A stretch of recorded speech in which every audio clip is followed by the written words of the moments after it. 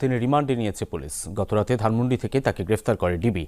ঢাকা ও মানিকগঞ্জে তার নামে আরও একাধিক মামলা রয়েছে। আছে অবৈধ সম্পদ অর্জনের অভিযোগও।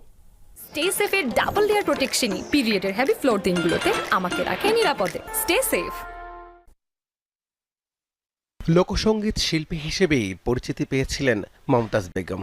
সময়ের সাথে সাথে যুক্ত হন আওয়ামী লীগের রাজনীতির সাথে।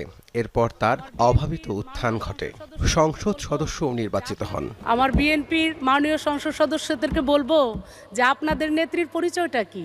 শিল্পী হওয়ায় সুযোগ পেলেই গান গাইতেন, তা সেটা গানের মঞ্চ কিংবা সংসদ অধিবেশন। আমি দেশ বিদেশে ঘুরে ঘুরে জয় বাংলার গান গাই, আমার নেত্রী শেখ হাসিনা তুলনা যার না। মানিকগঞ্জ ২ আসনের সাবেক এই সংসদ সদস্যের বিরুদ্ধে ভিপি বাহিনী গড়ে তোলা সহ নানা অপরাধের অভিযোগ রয়েছে।